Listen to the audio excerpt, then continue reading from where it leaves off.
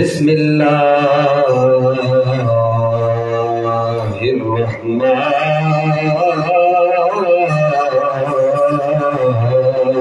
الرحیم. قال اللہ تبارک و تعالی فی القرآن المجید والفرقان الحمید فی شان حبیبہ مخبرا وآمرا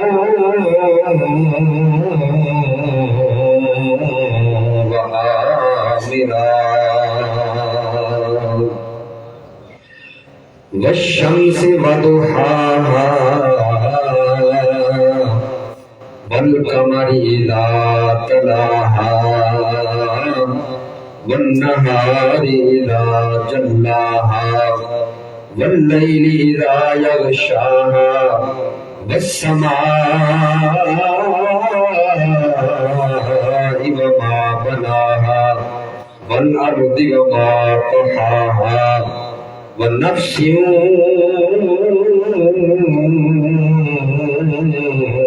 وما سواها فألهمها فجورها وتقواها قد أفلح من زكاها. صدق اللہ العظیم وصدق رسولہ النبی الکریم الامین المکین الرحیم ونحن علی ذلک لمن الشاہدین والشاکرین والحمد للہ رب العالمین. یا رسول اللہ انظر حالنا یا حبیب اللہ اسمع قالنا اننا فی بحر ہم مغرق خذ یدی سہل لنا اشکالنا. یا رب بالمصطفیٰ بلغ مقاصدنا واغفر لنا ما مضى يا واسع الكرم. مولاي صل وسلم دائما ابدا على حبيبك خير الخلق كلهم ان الله وملائكته يصلون على النبي يا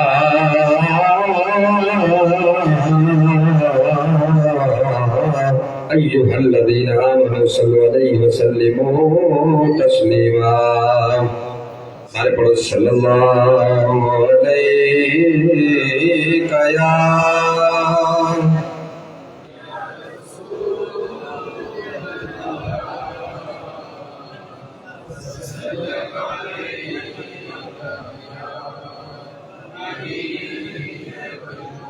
صلی اللہ علیہ یا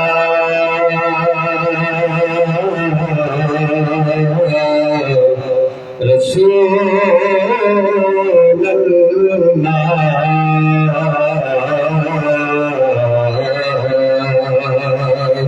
وسلم علیک یا حبیب اللہ. یا رسول اللہ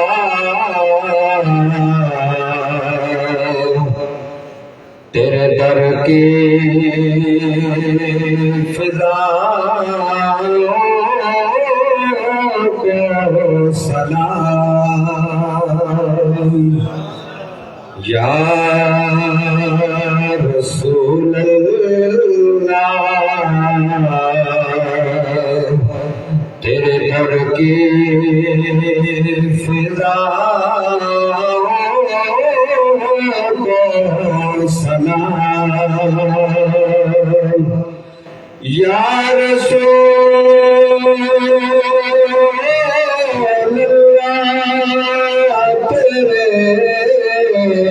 تیرے در کی فضاؤں کو سلام. گنبد خضرا کی ٹھنڈی ٹھنڈی چھاؤں کو سلام. گنبد خضرا کی ٹھنڈی ٹھنڈی چھاؤں کا سلام اور مومنا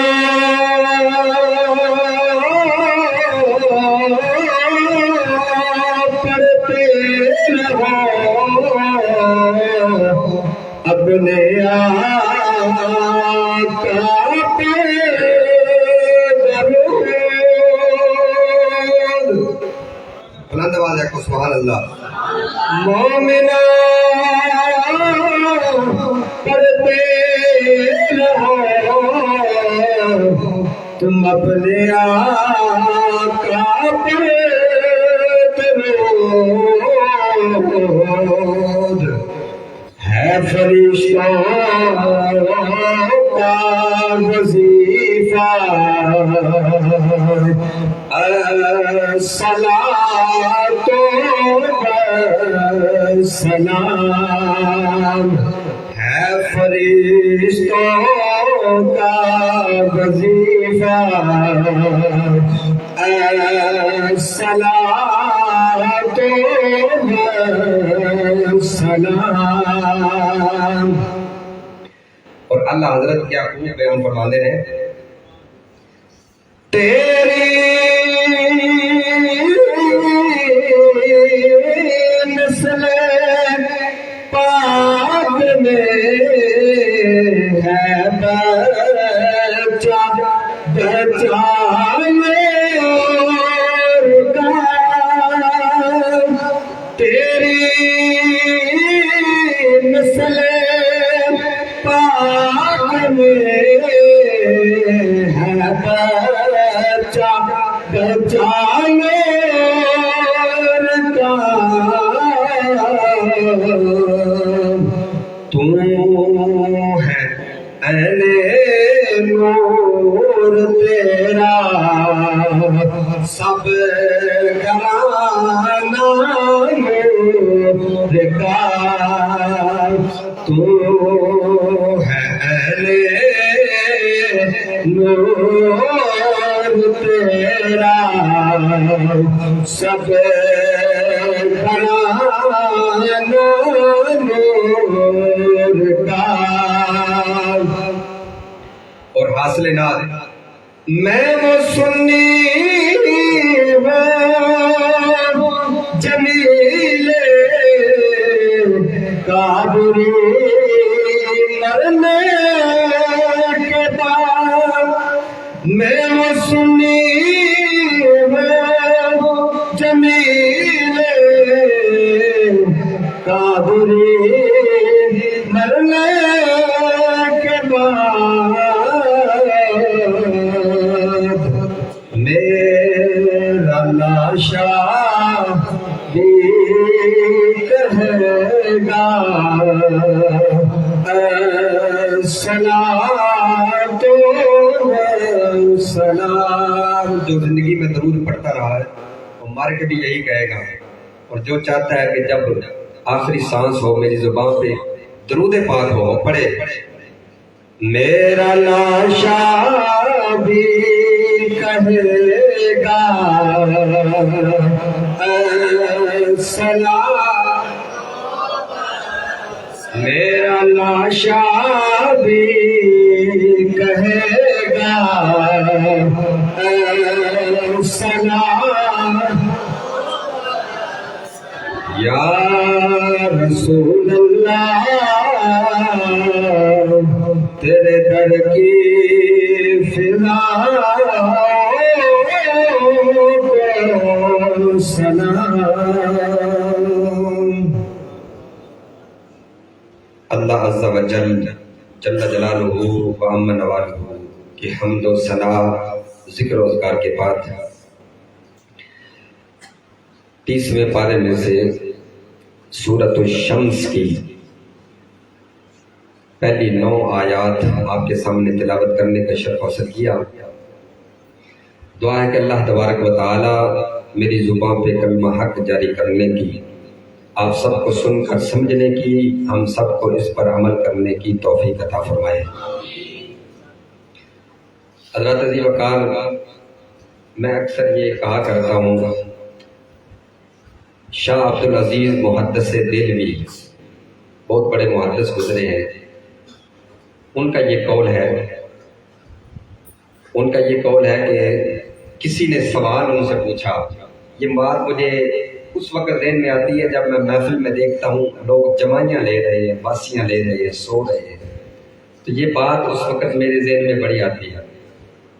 شاہ عبد العزیز محدث دہلوی سے کسی نے پوچھا، حضرت کیا بات ہے کہ رقص کی محفل ہو، گانے کی محفل ہو، ڈانس کی محفل ہو تو وہاں انسان کا چہرہ کھلا کھلا رہتا ہے، اس کو نیند نہیں آتی، ہر بندے کی کوشش ہوتی ہے کہ میں آگے بیٹھوں، آگے اگلی صف میں بیٹھوں، اگلی لائن میں بیٹھوں، لیکن جب محفل ہوتی ہے، محفل ذکر، اللہ اور اس کے رسول کے ذکر کی محفل ہوتی ہے، تو اس وقت انسان کو نیند بڑی آتی ہے، جمائیاں آتی ہیں، باسیاں آتی ہیں، کیا وجہ ہے؟ تو شاہ عبد العزیز محدث دہلوی نے بڑی خوبصورت بات بیان کی۔ آپ فرماتے ہیں کہ وہ نادان، تمہیں نہیں پتا نیند پھولوں پہ آتی ہے، کانٹوں پہ نیند نہیں آتی۔ رقص کی محفل، گانے کی محفل، ڈانس کی محفل، یہ کانٹوں کی محفل ہے، نیند کیسے آئے؟ نیند تو خوبصورت بستر پہ آتی ہے، پھول والے بستر پہ آتی ہے، اور یہ جو محفل ہے اللہ اور اس کے رسول کے ذکر والی محفل، یہ پھولوں کی محفل ہے، اس وجہ سے نیند آتی ہے۔ تو جب سے میں نے ان کا یہ جواب سنا ہے، مجھے اس بات کی تسلی ہے کہ کم از کم یہ بات میں اتنا وزن ہے، اور حدیث پاک میں بھی ہے کہ جو بندہ جب تک ذکر میں بیٹھا رہتا ہے وہ کہیں اور نہیں، عام جگہ پہ نہیں بیٹھا رہتا، بلکہ وہ جنت میں بیٹھا رہتا ہے۔ یہاں آپ آئے ہیں، یہاں آپ بیٹھے ہیں، اور جن کو دعوت ہے اور وہ نہیں آئے، کل آپ کی جب ان سے ملاقات ہو اور آپ انہیں یہ نہ کہیں کہ تم محفل میں نہیں آئے، آپ انہیں کہیں تم جنت میں نہیں آئے، کیونکہ حدیث پاک میں ہے کہ جب کہیں جنت کے باغ میں چلو تو وہاں چر لیا کرو۔ صحابہ نے پوچھا یا رسول اللہ، وہ جنت کا باغ کون سا ہوتا ہے؟ تو حضور نے فرمایا کہ جس محفل میں اللہ اور اس کے رسول کا ذکر ہو رہا ہو وہی جنت کا باغ ہوتا ہے۔ تو جو آپ سے ملے نا مسجد میں، محفل میں نہیں آئے، دعوت ہونے کے باوجود آپ ان سے یہ کہیں کہ تم جنت میں کیوں نہیں آئے، یہ نہ کہیں محفل میں کیوں نہ آئے۔ تو اس لیے بحمد اللہ تعالی ہم کہاں بیٹھے ہیں؟ جنت میں بیٹھے ہیں۔ میرے خیال میں اب آپ کو ان دو باتوں سے تسلی ہو گئی ہے کہ آپ فضول نہیں بیٹھے ہیں، آپ کہاں بیٹھے ہیں؟ جنت میں بیٹھے ہیں۔ وہ ہارون الرشید کی جو بیوی تھی نا، وہ گھر میں قرآن پاک پڑھاتی تھی، اور اس نے 300 خادمہ رکھی ہوئی تھی، نوکرانیاں، اور وہ حافظہ تھی، اور ان کی ڈیوٹی یہ لگائی کہ تم نے قرآن پاک پڑھنا ہے میرے اس کمرے میں، اور 24 گھنٹے میں 1 سیکنڈ بھی ایسا نہ بچے کہ جس سیکنڈ میں میرے کمرے میں قرآن پاک کی تلاوت نہ ہوتی۔ آج ہم یہ گلہ کرتے ہیں کہ ہمارے گھر میں تعویذ چل گیا ہے، ہم یہ گلہ کرتے ہیں کہ ہمارے گھر میں کسی نے جادو کر دیا ہے، ہم یہ گلہ کرتے ہیں کہ میرے بچے کو نظر لگ گئی ہے۔ ارے وہ جس گھر میں قرآن پڑھا جا رہا ہے، اللہ اور اس کے رسول کا ذکر ہو رہا ہے، وہ گھر کیا بنتا ہے؟ کیا بنتا ہے؟ وہ گھر جنت بنتا ہے۔ ارے جو جگہ جنت بن جائے تو آپ کو پتا ہے جنت میں کسی کا تعویذ نہیں چلتا، جنت میں بھی کسی کا تعویذ چلتا ہے۔ انسان جب جنت میں جائے گا تو کیا وہاں کسی کا تعویذ چلے گا؟ کسی کو نظر لگے گی؟ نہیں۔ جو گھر جنت ہو، اب یہ اپنی مرضی ہے کہ آپ اپنے گھر کو 5 منٹ کے لیے جنت بناتے ہیں، 1 گھنٹے کے لیے بناتے ہیں، یا 24 گھنٹے کے لیے بناتے ہیں، یہ آپ کی اپنی مرضی ہے۔ تو یہ تمہیدی کلمات میں نے آپ کے سامنے بیان کیے، اور ایک حدیث پاک اور بیان کر کے اپنا موضوع آگے چلاؤں گا۔ اور جو بندہ علم کی مجلس میں بیٹھتا ہے، یعنی جہاں کوئی علم کی بات ہو رہی ہو، اور علم کی مجلس میں ایک ساتھ ایک لمحہ، بعض علماء کرام کہتے ہیں یہ ایک لمحہ، یہ جو ذکر کیا گیا نا، یہ اس سے مراد 3 گھنٹے ہے، بعض نے 1 سیکنڈ لکھا ہے، لیکن محقق جو قول ہے وہ اس کا مطلب ہے 3 گھنٹے، یعنی جو ایک ساتھ علم کی مجلس میں بیٹھتا ہے، حدیث پاک کا مفہوم ہے اس کو 1000 نفل پڑھنے سے زیادہ ثواب ملتا ہے، اور 1000 جنازہ پڑھنے سے اسے علم کی مجلس میں 1 گھڑی بیٹھنے سے زیادہ ثواب ملتا ہے۔ آپ جنازہ 1 پڑھیں، 2 پڑھیں، کتنا وقت لگتا ہے؟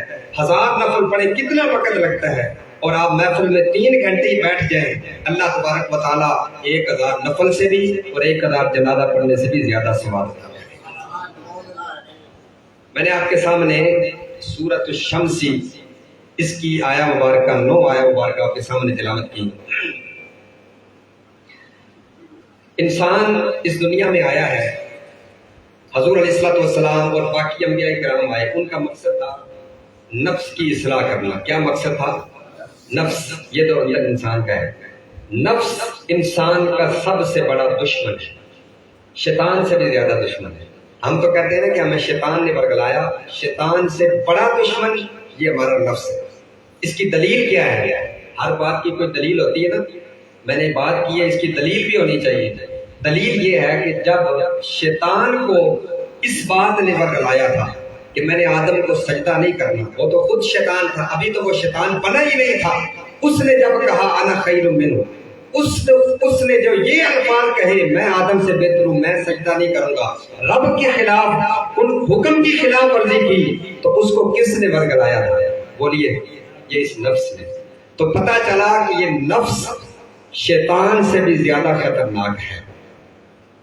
تو اسی نفس کی اصلاح کے حوالے سے میں نے آپ کے سامنے یہ آیات مبارکہ تلاوت کی ہے۔ نفس وہ چور ہے جو انسان کو برائی کی طرف راغب کرتا ہے۔ آج یہ انسان چاہتا ہے کہ میری دکان چل پڑی تو میں کامیاب، مجھے کاروبار مل گیا تو میں کامیاب، مجھے عزت و وقار مل گیا تو میں کامیاب۔ یہ جو کامیابی کے معیار، یہ جو میں نے آپ کے سامنے بتائے ہیں نا، یہ انسان کے اپنے من گھڑت ہے، یہ انسان نے اپنے ذہن سے بنائے ہیں۔ اللہ تبارک و تعالیٰ فرماتا ہے کامیاب وہ نہیں جس نے یہ کام کیے، بلکہ اللہ فرماتا ہے کامیاب وہ ہے جس نے اپنے نفس کو درست کر لیا۔ کامیاب کون ہے؟ جس نے اپنے نفس کو درست کر لیا۔ حضور علیہ الصلوۃ والسلام مسجد میں بیٹھے ہیں، حدیث پاک ہے، احیاء علوم الدین حضرت امام غزالی رحمۃ اللہ علیہ نے یہ حدیث پاک لکھی ہے۔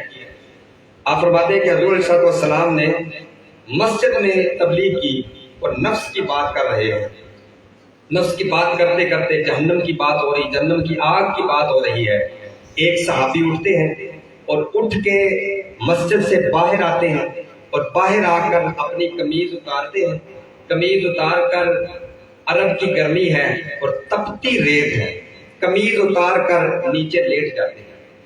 تپتی ریت پہ قمیض اتار کے ننگے بدن لیٹ جاتے ہیں، اور ننگے بدن جب لیٹے نا تو وہ تپتی ریت نے جب جسم کو جلایا تو وہ تڑپنے لگے۔ حضور علیہ الصلوۃ والسلام اپنے صحابہ کو لے کر جب باہر نکلے، حضور علیہ الصلوۃ والسلام نے صحابہ کو کہا اس میرے پیارے صحابی غلام کو اٹھاؤ اور اس سے میں پوچھتا ہوں یہاں یہ کیوں ایسے کر رہا ہے۔ حضور علیہ الصلوۃ والسلام کے حکم پر صحابہ نے اٹھایا۔ حضور نے پوچھا اے میرے پیارے غلام کیا وجہ ہے؟ میں اندر درس دے رہا تھا، میں تبلیغ کر رہا تھا، میں تو جہنم کی گرمی کی بات کر رہا تھا، تو آیا ہے محفل سے اٹھ کے اور ننگے بدن یہاں تپتی ریت پہ لیٹنا شروع کر دیا ہے، کیا وجہ ہے؟ عرض کی یا رسول اللہ، یا حبیب اللہ، جب آپ دوزخ کی گرمی کی بات کر رہے تھے میں اپنے نفس کو سمجھا رہا تھا، نفس میرا سرکش ہو گیا ہے، میں باہر آیا ہوں، میں نے قمیض اتاری ہے اور تپتی ریت پہ جب میں لیٹا ہوں، اور جب میں لیٹا ہوں تو مجھے ریت کی گرمی نے جب تڑپایا ہے تو میں نے اپنے دل میں کہا تمہیں دنیا کی گرمی تو برداشت نہیں ہوتی، آخرت کی گرمی کیسے برداشت کرے گا؟ تمہیں دنیا کی گرمی برداشت نہیں ہوتی تو آخرت کی گرمی کیسے برداشت کرے گا؟ حضرت عزیز وقار حضور علیہ الصلوۃ والسلام نے جب یہ بات سنی تو آپ کی آنکھوں میں آنسو آ گئے۔ حضور کا ایک ایک آنسو بڑا قیمتی ہے، ایک ایک آنسو کا قطرہ بلکہ قطرے کا کروڑواں حصہ حضور علیہ الصلوۃ والسلام کا بڑا قیمتی ہے۔ وہ بڑے باکمال نبی ہے اور ان کا ایک ایک آنسو قیمتی ہے۔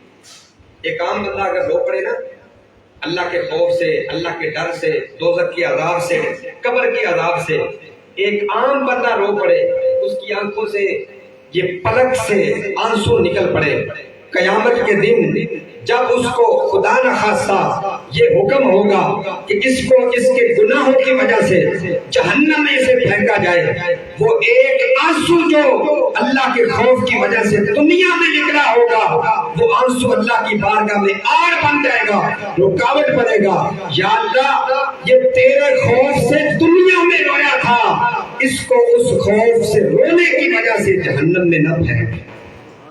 تو وہ آنسو ایک عام بندے کی سفارش کرے گا، چے جائے آمنہ کے لال کی آنکھوں سے آنسو نکلے۔ اللہ اس کی کتنی قدر فرماتا ہے، اللہ نے قدر فرمائی۔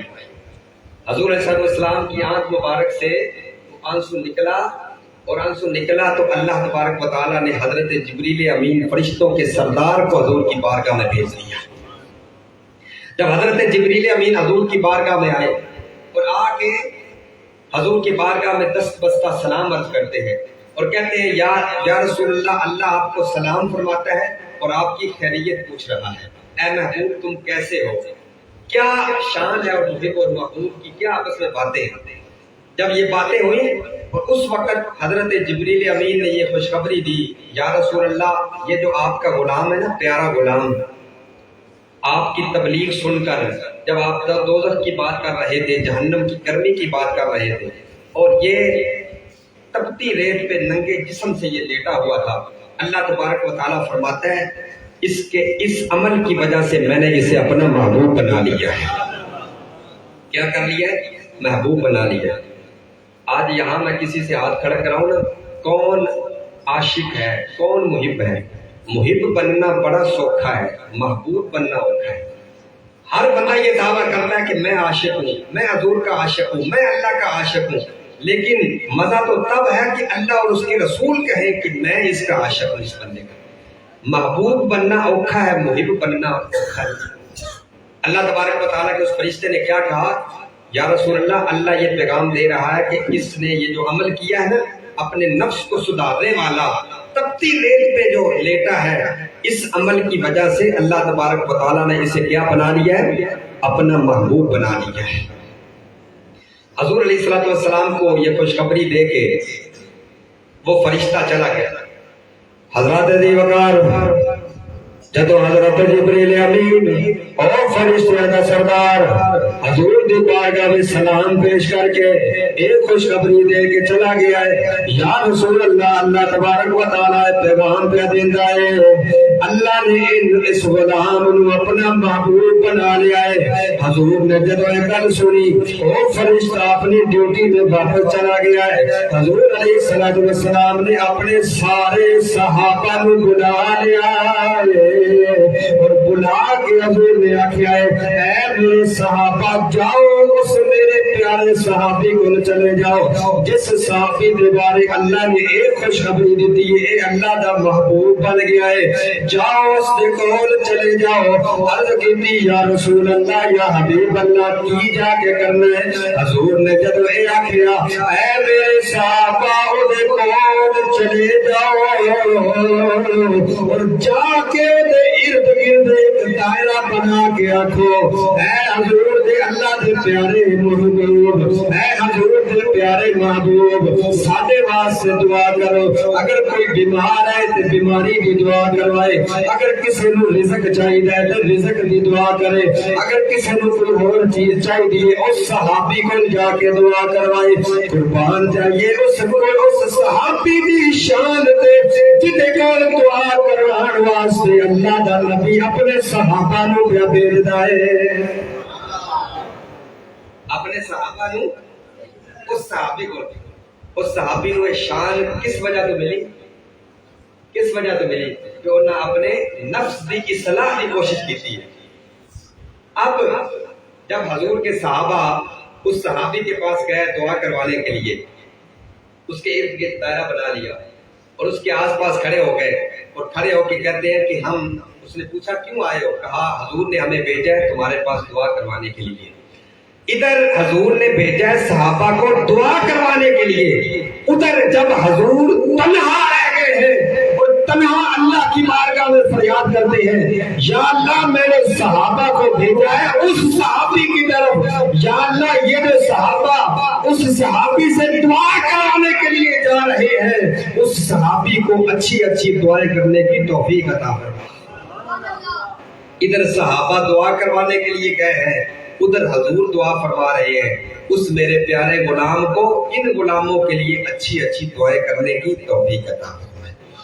تو جس نے نفس کی اصلاح کی اللہ تبارک و تعالیٰ نے اس کو اپنا محبوب بنایا ہے۔ تو حضرت عزیز وقار میں بات کر رہا تھا کہ اللہ نے نفس کی اصلاح کی بات کی، اور یہ جو 9 آیہ مبارکہ میں نے آپ کے سامنے پڑھی ہے نا، اس میں سے پہلی 8 آیہ مبارکہ اس میں اللہ نے قسمیں اٹھائی ہیں۔ کیا اٹھایا ہے؟ قسمیں اٹھائی ہے، اور قسمیں اٹھانے کے بعد اللہ نے پھر مضمون بیان کیا ہے نفس کی اصلاح کا۔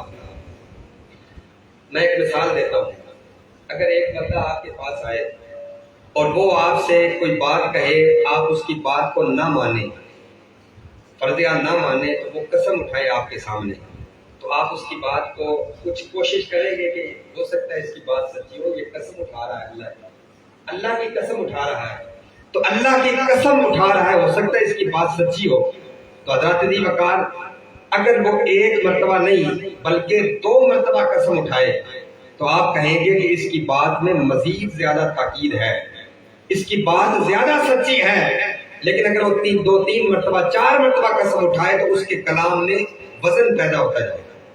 اللہ تبارک و تعالیٰ کا یہ جو کلام ہے الحمد سے لے کر والناس تک، اس کی ایک ایک آیت ہمارے لیے باعث فخر ہے۔ اللہ اگر کسی مضمون کو بیان کرے، نماز کا مضمون بیان کرے، زکوٰۃ کا مضمون بیان کرے، حج کا مضمون بیان کرے، اگر اللہ قسم نہ بھی اٹھائے پھر بھی ہم اس کے کلام کے سامنے اپنے سر کو جھکاتے ہیں۔ اگر اللہ قسم نہ بھی اٹھائے پھر بھی اس کلام کے سامنے ہم کیا کرتے ہیں؟ سر جھکاتے ہیں۔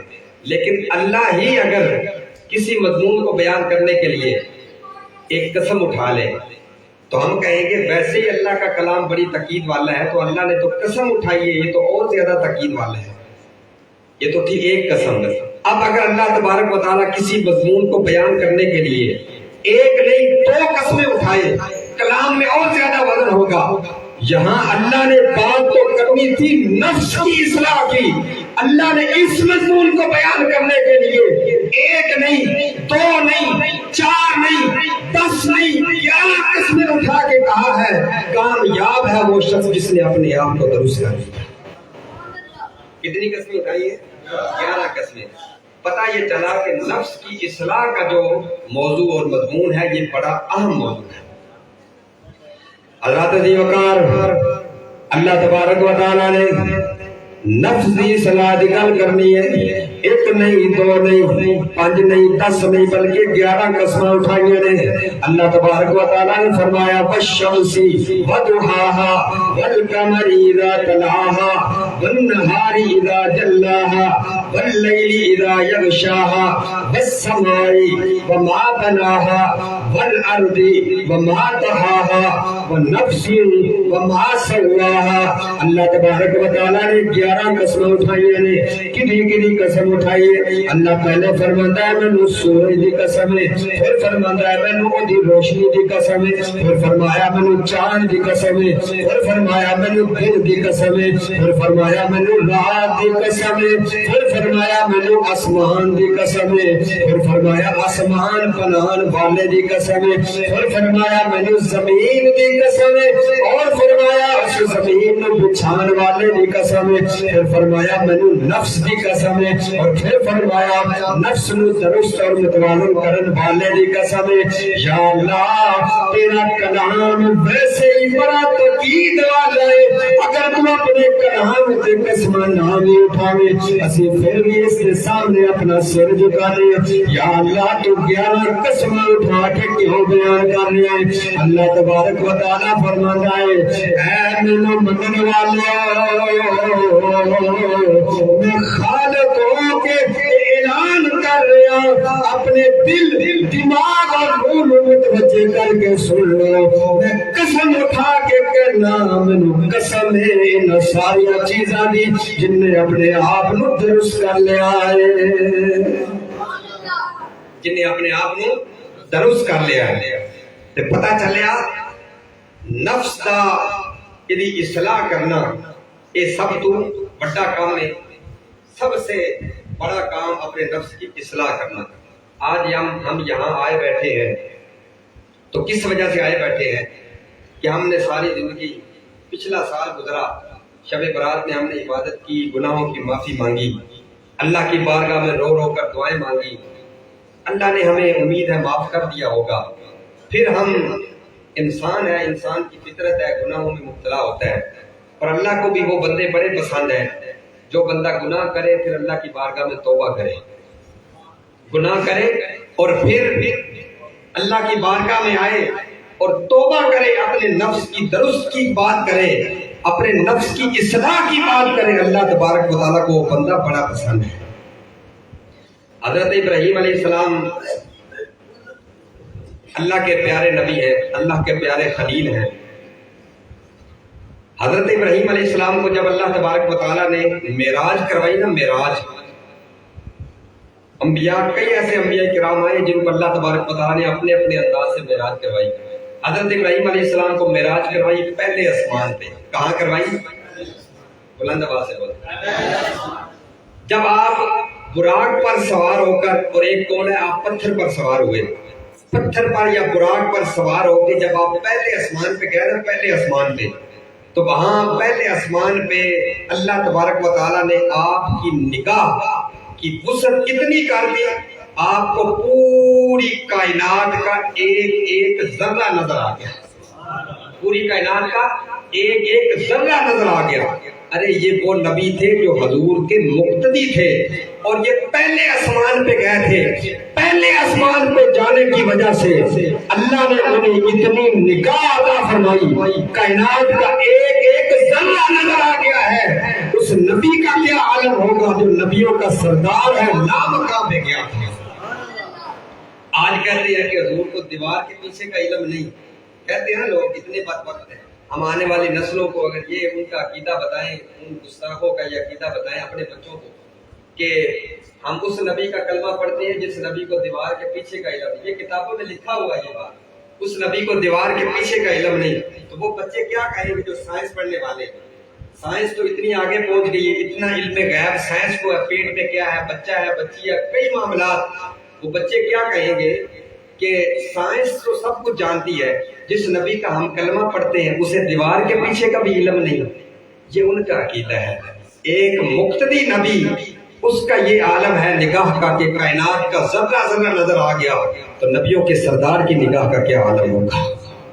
بلکہ نگاہ کی بات میں کرتا ہوں، حضرت موسیٰ علیہ السلام جب کوہ طور پہ گئے نا، تو آپ کو جب اللہ کی تجلی کا کروڑواں حصہ جب آپ کو ملا، آپ بے ہوش ہوئے، پھر ہوش میں آئے، تو آپ کی نگاہ کا یہ عالم ہوگا، ہو گیا کہ 30 میل دور اندھیری رات ہو، ایک سیاہ پتھر ہو، اس پتھر پہ سیاہ چونٹی چل رہی ہو، اللہ کے وہ پیارے نبی حضرت موسیٰ علیہ السلام اس کیڑی کے چلنے کو بھی دیکھ سکتے تھے۔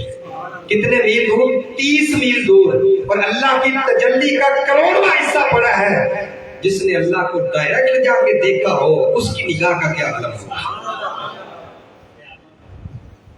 میں کیا بات کر رہا تھا؟ میں بات کر رہا تھا کہ جب حضرت ابراہیم علیہ السلام پہلے آسمان پہ گئے تو کائنات کا ذرہ ذرہ نظر آیا، تو آپ نے جب کائنات کی طرف نظر دوڑائی تو ایک بندہ گناہ کر رہا تھا، گناہ میں مبتلا تھا۔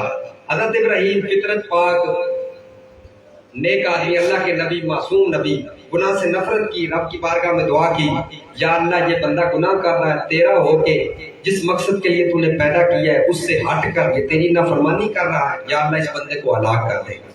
اللہ تبارک و تعالیٰ کے نبی نے دعا کی تو اللہ نے اس بندے کو ہلاک کر دیا۔ پھر کسی بندے کی طرف نظر پڑی، وہ بھی گناہ کر رہا تھا، پھر نفرت کی، رب کی بارگاہ میں دعا کی، یا اللہ اس بندے کو بھی ہلاک کر دے۔ اللہ نے اس بندے کو بھی ہلاک کر دیا، کیونکہ یہ محبوب نبی تھے نا، خلیل نبی تھے۔ نبی کی دعا اللہ رد نہیں کرتا، دیر تو ہو جاتی ہے بعض اوقات لیکن رد نہیں کرتا۔ میں یہاں یہ بات بتاتا چلوں کہ ہم اکثر دعائیں مانگتے ہیں تو ہماری دعا قبول نہ ہو تو ہم ناشکرے ہو جاتے ہیں، دعا کرنے ہی چھوڑ دیتے ہیں۔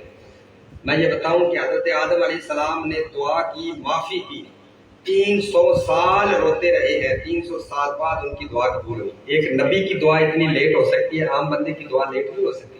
گھبرایا نہ کریں، اگر دعا قبول نہ ہو تو اللہ تبارک و تعالیٰ کوئی نہ کوئی سبب پیدا فرما دے گا۔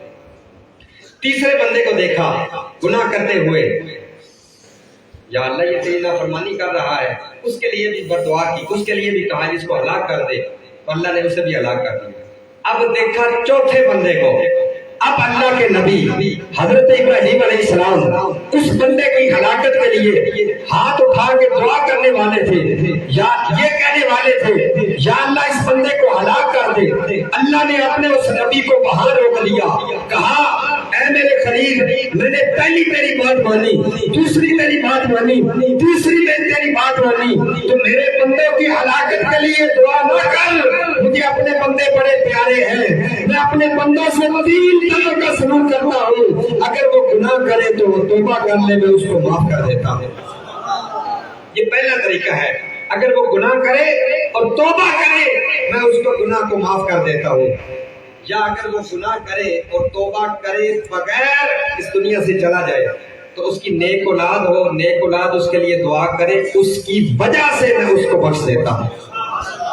یہ اللہ کس کو کہہ رہا ہے؟ حضرت ابراہیم علیہ السلام کو۔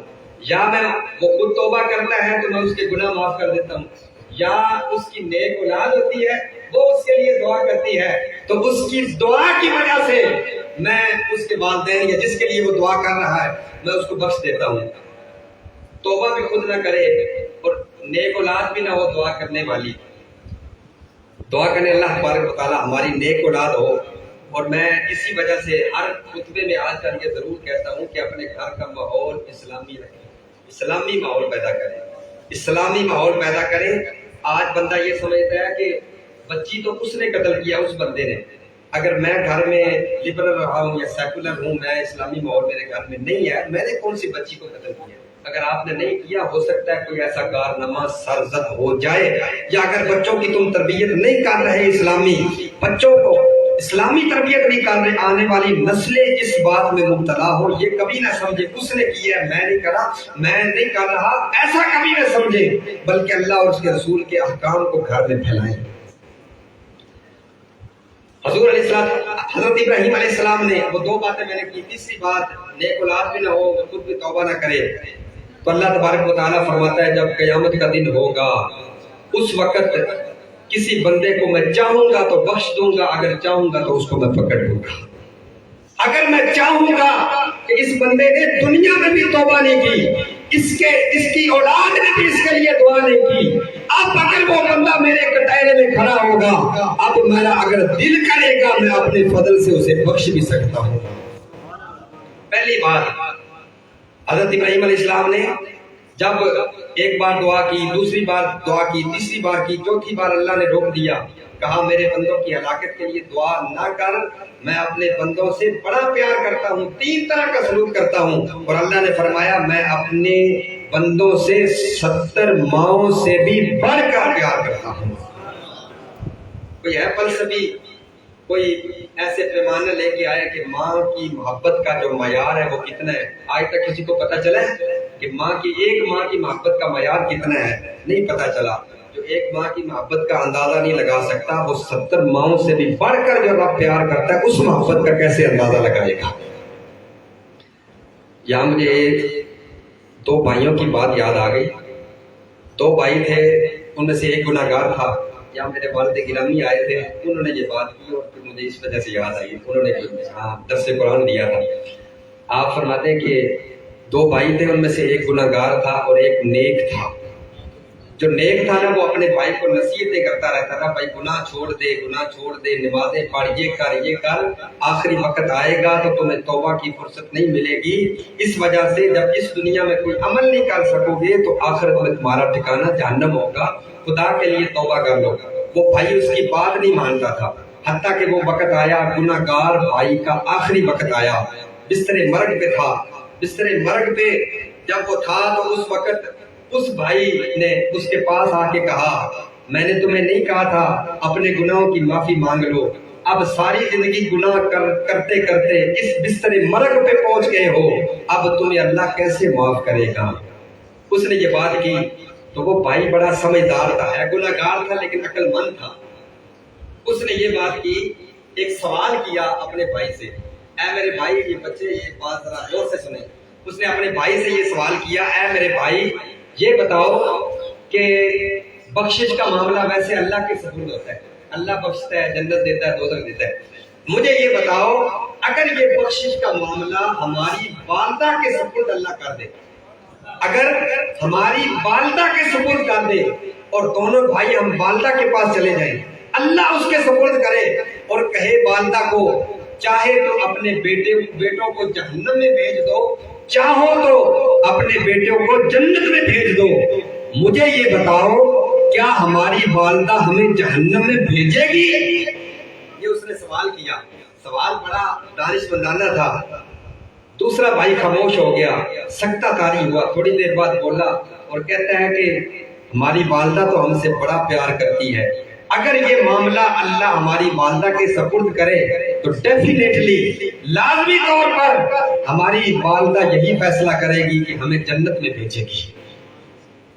سوال کیا تو جواب لیا، جب جواب لینے کے بعد یہ بات کی کہ وہ میرے بھائی میری بات غور سے سن لے، اگر یہ معاملہ ہماری والدہ کے سپرد ہو جاتا ہے، والدہ ہمیں جہنم میں نہیں جانے دیتی، جو 70 ماہ سے بھی بڑھ کر پیار کرتا ہے وہ مجھے کیسے جہنم میں بھیجے گا؟ پتا چلا کہ انسان کو رحمت کی امید ختم نہیں کرنی چاہیے، رحمت کی امید ختم نہیں کرنی چاہیے۔ انسان جتنا گناہ گار ہو، اللہ نے اسباب پیدا کیے ہیں، لیلۃ القدر، شب برات، شب معراج، کئی راتیں اللہ نے پیدا کی ہے، امید ختم نہیں ہونی چاہیے۔ حضرت عیسیٰ علیہ السلام کے دور میں ایک شخص تھا، وہ بڑا گناہ گار تھا، شہر والوں نے اس کے لیے دعا کی، بلکہ نبی کے پاس گئے، کہا اللہ کے پیارے نبی یہ آپ کا امتی بڑا گناہ گار ہے، ہم اس سے تنگ آ گئے، کہیں ایسا نہ ہو کہ اس کی وجہ سے ہم پر بھی عذاب آ جائے، آپ مہربانی فرمائیں اس کو یہاں شہر سے نکال دیں۔ اللہ کے نبی سے دعا کی، اللہ کے نبی نے بطور وحی اللہ کی طرف سے جو وحی آئی اس کے مطابق اس بندے کو شہر سے نکال دیا گیا۔ وہ کسی گاؤں میں چلا گیا، وہاں بھی گناہ کیا، لوگوں نے نفرت کی، پھر وہ نبی کے پاس آئے، پھر نبی نے اس کو وہاں سے بھی نکال دیا۔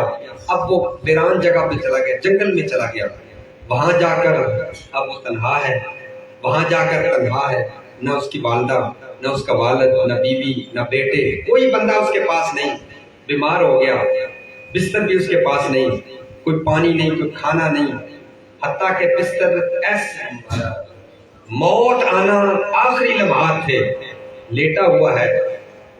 اس لیٹے وقت اس نے اپنے سچے دل سے جو آواز نکلی تھی رب کی بارگاہ، کیا آواز نکلی تھی؟ یا اللہ اگر آج میرے بچے ہوتے تو میری اس مصیبت پر روتے، میری بیوی ہوتی میری خدمت کرتی، میرا والد ہوتا اور میرے بھائی ہوتے، میرے بیٹے ہوتے، میرے جنازے میں شریک ہوتے، آج میں مر رہا ہوں، جس کو شہر سے گاؤں کی طرف اور گاؤں سے جنگل کی طرف نکال دیا گیا ہو، اس کے پاس نہ اس کا بھائی ہو، نہ اس کے بیٹے ہو، نہ اس کی بیوی ہو، نہ اس کی ماں ہو، نہ اس کا باپ ہو، یا اللہ اس کے پاس آج تیرے سوا کوئی نہیں ہے۔ اس کا یہ صرف ایک جملہ تھا، ایک آخری جملہ اس نے کہا، اس کی جان جانے افرین کے سپرد ہو گئی۔ جب وہ مر گیا، اللہ تبارک و تعالیٰ نے حضرت عیسیٰ علیہ السلام کی طرف وحی فرمائی، اے میرے نبی فلاں فلاں جنگل میں چلا جا، وہاں میرا ایک ولی فوت ہو گیا ہے، اس کے کفن کا بندوبست کر۔ ابھی حضرت عیسیٰ علیہ السلام کو نہیں پتا کہ وہ کون ولی ہے، یہ نہیں پتا کہ وہی شخص ہے، نہیں پتا ولی کون ہے جس کے بارے میں اللہ کہہ رہا ہے۔ حضرت عیسیٰ علیہ السلام اللہ کی نشاندہی کے مطابق وہ جب اس جنگل میں گئے تو کیا دیکھتے ہیں کہ وہی آدمی ہے جس کو شہر سے نکالا، پھر گاؤں سے نکالا، پھر وہ جنگل میں آیا، وہی آدمی۔ بڑے حیران ہوئے، پیچھے ہٹے یکدم، رب کی بارگاہ میں فریاد کی، اے مولا یہ تو وہی آدمی ہے جو بڑا گناہ گار تھا، گاؤں والے بھی تنگ تھے، شہر والے بھی تنگ تھے، تو آج یہ یہاں مرا ہے، تو کہہ رہا ہے یہ میرا ولی ہے۔ اللہ نے کہا ہے کہ بے شک یہ میرا ولی ہے، جس وقت اس کے پاس کوئی بندہ موجود نہیں تھا، تنہائی کے عالم میں اس نے مجھے یاد کیا، اور میری یہ غیرت گوارا نہیں کرتی، کیونکہ قرآن پاک میں ہے قل یا عبادی الذین اسرفوا علی انفسہم لا تقنطوا من رحمت اللہ، اے بندے اگر تم اپنی جانوں پر ظلم کر بیٹھو تو ہرگز پریشان نہ ہونا، اللہ کی رحمت بہت بڑی ہے، اللہ کی رحمت بہت بڑی ہے۔ یہ اس تنہائی کے عالم میں بھی میری رحمت سے مایوس نہیں ہوا، اس لیے اس نے میرے ساتھ سچے دل سے ایک لمحہ رابطہ کیا، میں نے اسے اپنا ولی بنا لیا۔ آخری بات میں نے عرض کرنی ہے، اس کے بعد کچھ وقت بعد وضو وغیرہ کے لیے وہ جو میں کہہ رہا تھا نا کہ حضرت ابراہیم علیہ السلام نے، جب اللہ نے حضرت ابراہیم علیہ السلام سے یہ بات کی تھی کہ تیسری بات کہ بندہ خود بھی توبہ نہ کرے اور اس کی اولاد بھی نہ کرے، اس کے لیے دعا، تو اللہ تبارک و تعالیٰ جب قیامت کا دن ہوگا تو اللہ کا دل کرے گا تو اللہ اسے اپنے فضل سے بخش دے گا۔ آج یہ رات ہی فضل والی، ہم یہی دعا مانگتے ہیں، یا اللہ ہم پر اپنا خاص فضل و کرم فرما، یا اللہ جس نے آمین کہا ہے اس کی ابھی بخشش کا پروانہ لکھ دے، اونچی آواز سے کہہ دے آمین۔ قیامت کا دن ہوگا، آخری بات بیان کر رہا ہوں، قیامت کا دن ہوگا، اللہ تبارک و تعالیٰ کچھ بندوں کو جہنم میں بھیجے گا، کچھ کو جنت میں بھیجے گا۔ ایک فرشتے کو اللہ حکم دے گا کہ فلاں فلاں نام کے 2 شخص ان کو جہنم سے نکال کر میرے سامنے پیش کرو۔ نام بتا دیے، کام بتا دیا، وہ فرشتہ گیا، ان بندوں کو جہنم سے نکال کر اللہ کی بارگاہ کے سامنے پیش کیا، بیڑیاں ڈالی ہوئی ہیں اللہ کی بارگاہ کے سامنے۔ اللہ تبارک و تعالیٰ نے ان سے سوال کیا، بات توجہ سے سنیں، سوال یہ کیا مجھے یہ بتاؤ کہ تمہیں میں نے جو جہنم میں بھیجا ہے، تمہاری جو سزا میں نے تمہیں دی ہے، کیا میں نے تم پر تھوڑا سا بھی ظلم کیا ہے؟ اللہ سوال کرے گا ان بندوں سے، تو وہ بندے جواب دیں گے یا اللہ ایک کھجور کی گٹھلی کے ریشے کے کروڑویں حصے کے برابر بھی تم نے ہم پر ظلم نہیں کیا۔ پتہ کھجور کی گٹھلی کے اوپر ریشہ ہوتا ہے، تھوڑا جالی سی ہوتی ہے، تو وہ یہ کہیں گے کہ اتنا تھوڑا سا بھی ظلم ہم پر نہیں کیا، ہم اپنی سزا اپنے عملوں کے مطابق جہنم میں گئے ہیں۔ اللہ تبارک و تعالیٰ فرشتے کو کہے گا اب جاؤ انہیں جہنم میں واپس کرو۔ بندے حیران ہیں، اتنی بات صرف پوچھنے کے لیے صرف وہ بھی 2 بندوں سے، سب بندوں سے نہیں ہوگا، پتہ نہیں وہ 2 بندے کون سے ہوں گے۔ ہم اگر گناہ گار ہو، ہماری توبہ قبول نہ ہو، ہم دعا کرتے ہیں، ہو سکتا ہے اللہ تبارک و تعالیٰ ہم میں سے کوئی دو اللہ کی رحمت جس پر ہو۔ اللہ تبارک و تعالیٰ یہ کہے گا کہ جاؤ انہیں اب جہنم میں لے جاؤ۔ اب ہوگا یہ کہ ان میں سے ایک آدمی دوڑ کے جائے گا، دوڑ لگائے گا، اور یہ پتہ ہے کہ دنیاوی دوڑ نہیں، آخرت کی دوڑ زیادہ دوڑ ہوتی ہے انسان کی۔ جس طرح کہ آخرت کا ہر معاملہ ہی وقت ہے نا، 50,000 سال کا دن، سورج سوا نیزے پر، تانبے کی زمین، آج سورج کی پشت ہمارے طرف ہے، فیس نہیں ہے، سامنا نہیں ہے، سورج پشت ہے۔ جون کا مہینہ ہو تو زمین کتنی تپ جاتی ہے، مٹی کی ہے، فرش لگے ہیں، ٹائلیں لگی ہیں، اتنی زمین تپ جاتی ہے۔ تو اس وقت جب تانبے کی زمین ہوگی اور سوا نیزے پہ جب سورج ہوگا اور سورج کا اگلا حصہ سامنے ہوگا، اللہ ہمیں اس سورج کی گرمی سے بچائے اور اللہ اپنے عرش کا سایہ نصیب فرمائے۔ اونچی آواز سے کہہ رہے آمین کہتے ہوئے تو فرمائے نا، ہو سکتا ہے کسی کی آمین کہنے کی وجہ سے اللہ سب کو ہی بخش دے۔ آخری بات ہے، گھبرائے تو نہیں آپ۔ اور اللہ تبارک وہ دونوں بندے، ان میں سے ایک بندہ کیا کرے گا؟ دوڑ کے جائے گا، زیادہ دوڑے گا، اور ایک بندہ آہستہ آہستہ سے قدم کرے گا، اور ساتھ یہ کرے گا، پیچھے دیکھ رہا ہوں۔